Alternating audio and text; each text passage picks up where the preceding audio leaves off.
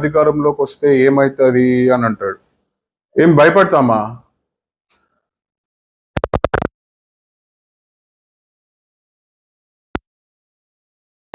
గుర్తుపెట్టుకోండి, ఈరోజు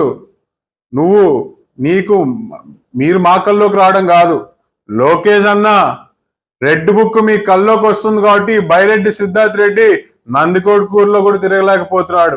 రాష్ట్రం అంతా తిరిగి ప్రెస్ మీట్లు పెడతాడు, కానీ సొంత నియోజకవర్గంలో రాజకీయం చేసే పరిస్థితి లేదు. ముందు నీ నియోజకవర్గంలో ఏమవుతుందో చూసుకో. నీ పాపులారిటీ పెరగడం కోసం చంద్రబాబు నాయుడు గారిని లోకేష్ అని తిట్టే స్థాయి కాదు నీది. నీ నియోజకవర్గంలో ఏం జరుగుతుంది, నీ కార్యకర్తలు ఎందుకు పార్టీలు మారుతున్నారు, అది చూసుకో ఫస్ట్. నోటికి ఎంత వస్తే అంత మాట్లాడితే ఎవరు వినేవాళ్ళు లేరు. కాలాలు పోయినాయి. ఏదో మేము మీ కల్లోకి వస్తాం, మా టైం వస్తే ఏమవుతుందంటే ఎవడు భయపడతాడు మిమ్మల్ని. అయిపోయింది కాలం. ప్రజలు ఆ రోజు చెప్పు తీసుకొని కొట్టి మిమ్మల్ని ఇంట్లో కూర్చోబెట్టినారు. ఎవడు భయపడే పరిస్థితిలో లేరు. గ్రౌండ్ రియాలిటీ ఏంటో తెలుసుకోండి. అపోజిషన్లో ఖాళీగానే ఉంటారు కదా, గ్రౌండ్ రియాలిటీ ఏంటో తెలుసుకొని మాట్లాడండి. ఇప్పటికైనా సబ్జెక్ట్ పైన విమర్శించండి.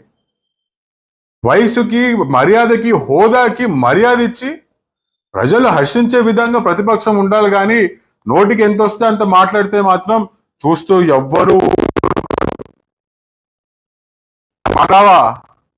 ఇంకా అమ్మన బూతులు వస్తాయి మాకు.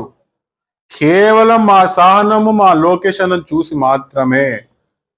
మీరు గనక ఇట్నే కంటిన్యూ అవుతే, ఒక్కసారి ఆయన గనక చేలా లేపితే పరిస్థితులు తారుమారు అవుతాయి. అంత దూరం తెచ్చుకోకండి చెప్పి కూడా మరీ హెచ్చరిస్తున్నాను. మరి